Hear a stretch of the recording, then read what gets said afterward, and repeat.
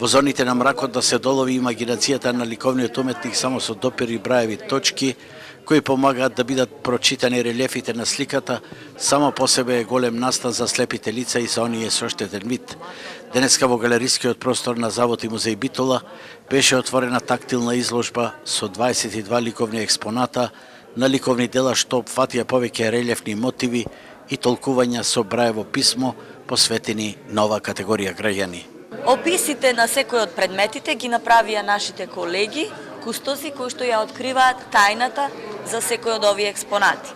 Во секој поглед и за сликите и генерално браевото писмо е писмо кое на слепиот човек сушност му гарантира комплетна писменост.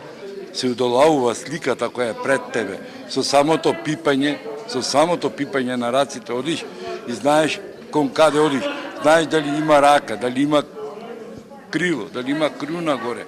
Знаеш одорот каков е, само не знаеме бојата. Ова е прва тактилна ликовна изложба што е отворена во Македонија за оваа категорија граѓани, а претходно тактилни изложби на скулптури имало во Скопје. Во Битола има регистрирано 220 слепи лица, од кои 120 се со целосно изгубен вид.